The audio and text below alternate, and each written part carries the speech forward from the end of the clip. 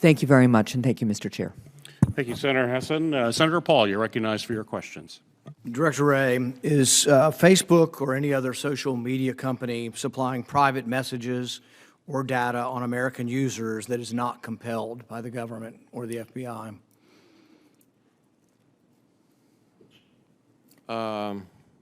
Not compelled. In other words, not in response to legal process. No warrant, no subpoena. They're just supplying you information on their users. I don't believe so, but I can't sit here and be sure of that as I sit here. Can you give us a yes or no by going back to your team and asking? Because it's a very specific question, because if they are, it's against the law. The law, the Stored Communications Act, the Electronic Communications Privacy Act of 1986 prohibits providers from sharing electronic communications with any person or entity unless it's compelled. This was done to protect the privacy of people so we could feel like we can send an email or direct message to people without having that information given over. It's a very specific question. Will you get with your team of lawyers and give us a specific answer?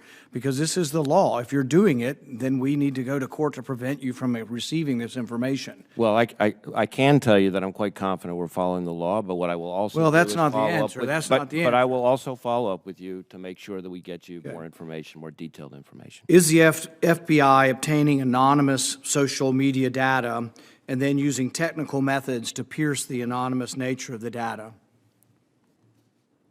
Anonymous social media data? So you purchase data. People purchase data all the time, and we sort of tolerate it for advertisings and things because it's anonymous data. Are you purchasing what is said to be anonymous data through the marketplace and then piercing the anonymous nature to attach individual names to that data?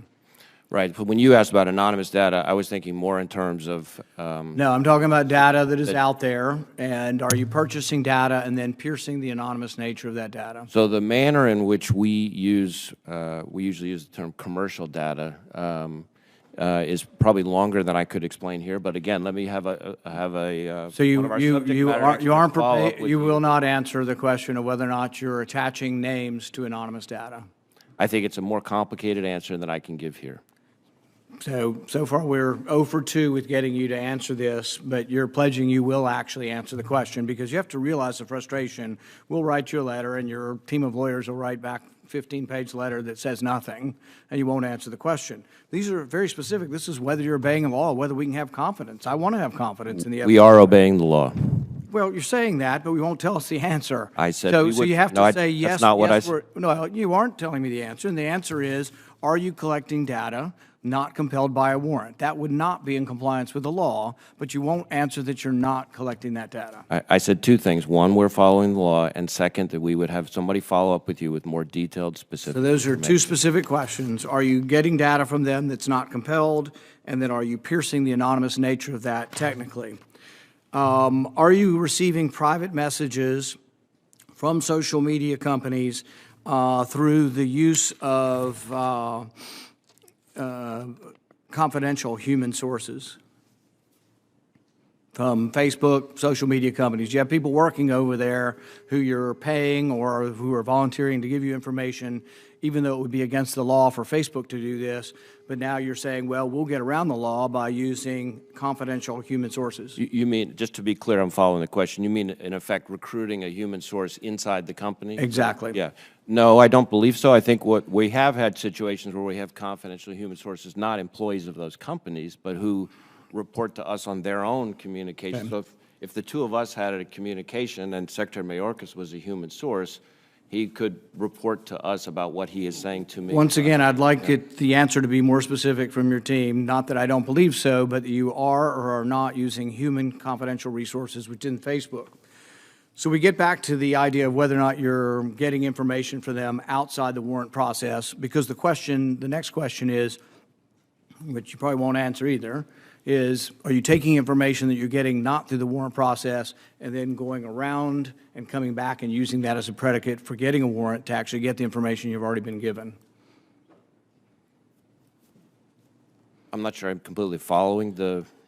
Basically, you get information that Facebook's volunteering. This has all been written up in the Post article. You're familiar with the Post article with the accusations.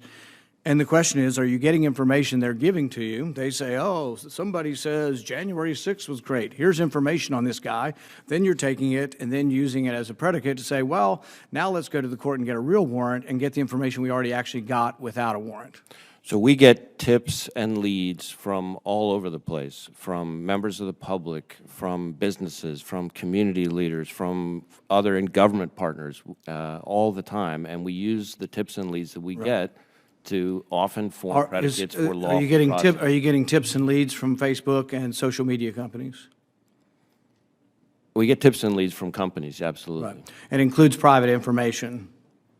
But I'm not aware of us receiving any tips or leads. Because see, here's the point is, you may think it's law. just jolly well to get all this stuff without a warrant that people volunteer to you, but many of us are alarmed that you're getting this information that are private communications between people because it is against the law. It's against the law for Facebook or social media companies to give it to you, but it's also against the law for you to receive it.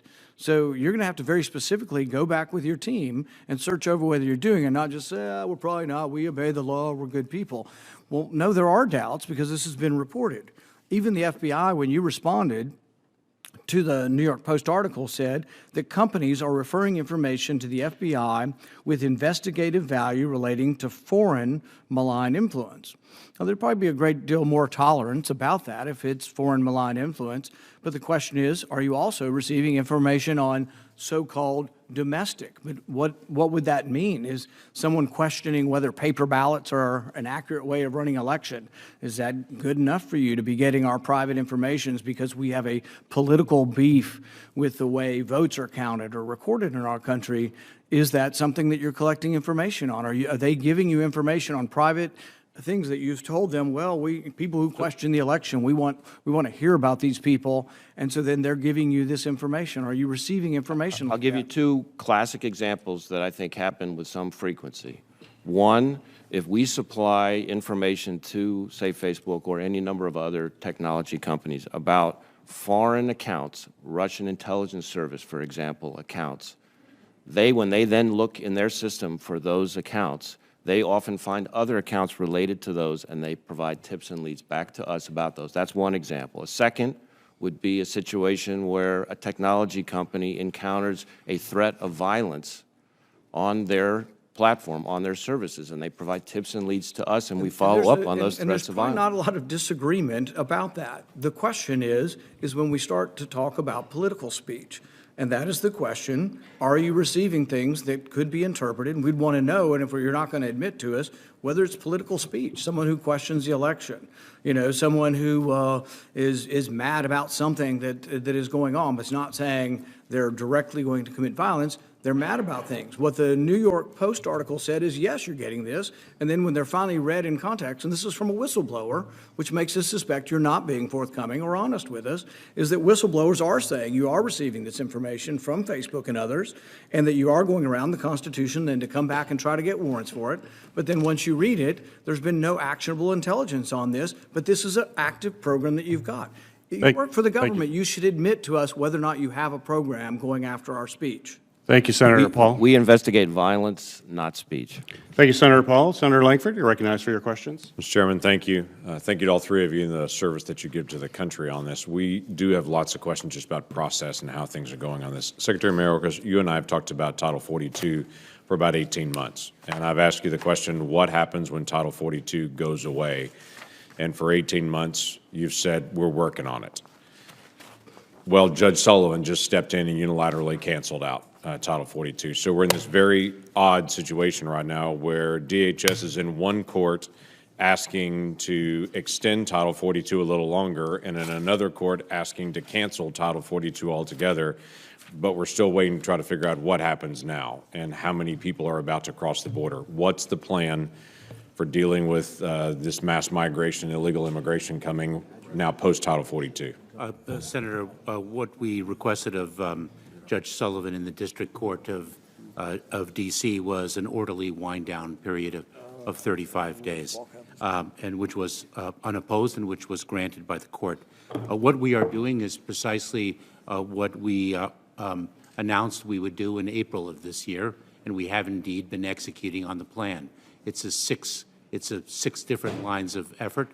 and I will review them very, very quickly given the limited time.